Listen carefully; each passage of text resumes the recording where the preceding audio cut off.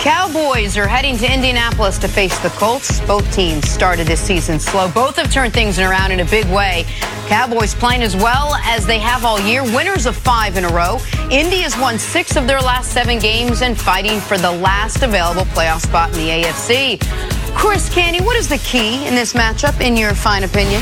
Well, I think it's about Dak Prescott making sure that he doesn't turn the ball over in critical phases of the game. Because if you look at his stat line from last week's win against the Eagles, although it looks impressive throwing for over 400 yards and 3 touchdowns, I mean, we all recognize that there were some throws in there that Dak Prescott got away with. I mean, there was one where he was targeting Cole Beasley on an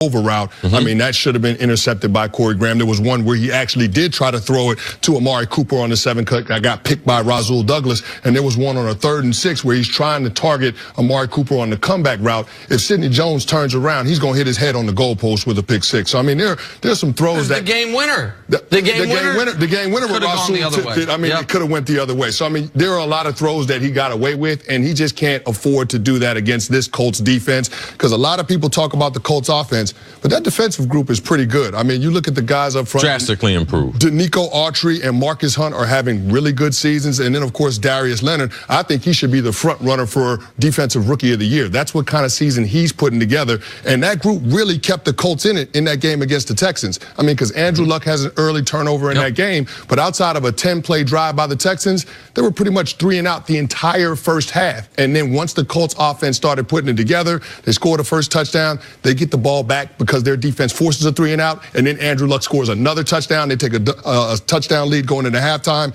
and I think that's the difference in terms of this team being able to win those closely contested games. That's why it's so important for Dak Prescott to take care of the football. He can't give Andrew Luck those types of opportunities. I think from a franchise standpoint, this is a big game. In last week's game, Colts versus the Texans, the physicality of the Texans, every time you face them, you have to be able to match that because, man, they got some athletes, and they were able to do that. From the offensive line standpoint, they have changed this whole franchise. We're going to be more physical. Our defense is going to be a lot better. You mentioned as far as the drafting, getting the big guard from Notre Dame.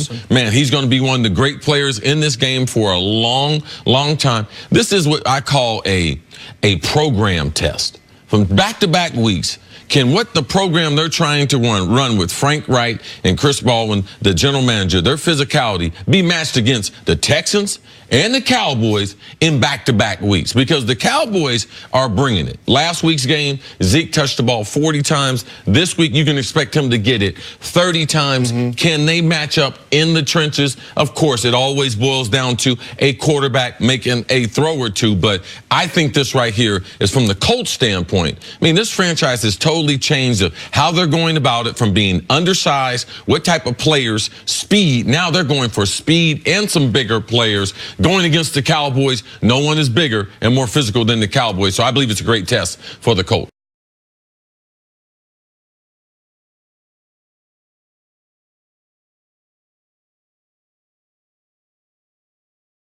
And on the Cowboys side of things, we spend so much time on these types of shows talking about, is there bulletin board material? How big of a game? Divisional hatred, right? So those things have to matter to a degree.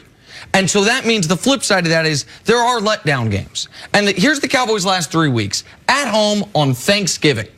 Then at home on Thursday Night Football against maybe the best team in the league, the Saints. Then at home to wrap up the division against the hated rivals, Philadelphia Eagles. Now they're on the road against Indy, cross-conference, with, as far as the playoff picture goes, not a whole bunch at stake. They can't get to the 1 or the 2 line. They have their division in hand. If there was ever a time for the Cowboys, after 3 straight, what I would consider must or gotta have it games, it would be on the road against Indy. I'd be nervous from a Cowboys fan here. Indy has to have this game. The Cowboys, as good as they've been during this winning streak, a lot of that's been from playing at home, being a team that all year long has been a much better home team than a road team. There's a lot of reasons that I think the intangibles, if you will, tilt towards the Colts. And then you add the points Canty made, which is, yeah, Dak was amazing in the fourth quarter and overtime. But prior to that, he was having his worst game of the year. And even in the midst of fourth quarter and overtime, he still made what could have been a couple huge mistakes to go along with a couple huge plays. For all those reasons, I think this game tilts heavily in the Colts' favor. No, I think you're right. And then you couple that with the fact that Zach Martin's probably going to be out with that sprained knee. I mean, this is a tough Colts front seven. And this is a defense that's very opportunistic. They're top 10 in takeaways. So, I mean, they're going to be aggressive in terms of looking for opportunities to turn the ball over and give Andrew Luck in that offense extra possessions. And if the Colts are going to win, it's not just going to be because it's a letdown game for the Cowboys. Andrew Luck is playing about as well as he played all season. And the success of that team, does it not start and end with him right now? It really does, since they changed the culture, but it's about Andrew Luck coming back. He went through a what we call training camp phase, started the season slow. First 4 weeks. Since then, he's been great. Yes, that's all going to be part of the storyline. When you talk about the Colts, Andrew Luck, his ability to be healthy, I like where they are.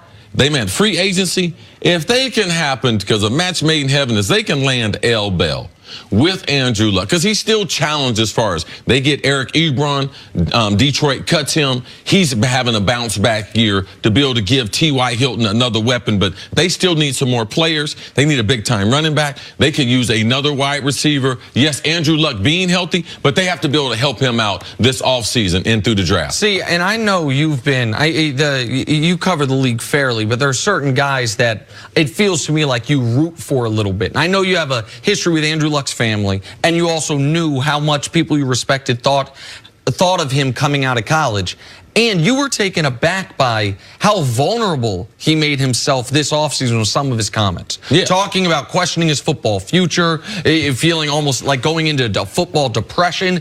And to see him over these last 2 months to play at the best level he's ever played at. Like, he is playing as good as we've seen him as a pro. That, as a football fan, even if you're a Cowboy fan and you don't want to see it this week, it makes you feel good because he's one of the better guys in the league. Yeah, just imagine if Drew Brees doesn't become Drew Brees after that serious shoulder injury. Andrew Luck is one of those types of players. Imagine all those Sundays we've been robbed of what Drew Brees would have done. So Andrew Luck, the game is better. When you have great quarterbacks playing, and I'm about people reaching their potential. I don't want to see Andrew Luck. I don't want to see Mel Kiper saying, oh, he's the best prospect since, but he didn't make it. When they said that about Peyton Manning, he reached his potential. So in Andrew, yes, there's a bunch of people pulling that he's able to reach that potential and continue this tremendous comeback because he is the comeback story of the year in the NFL.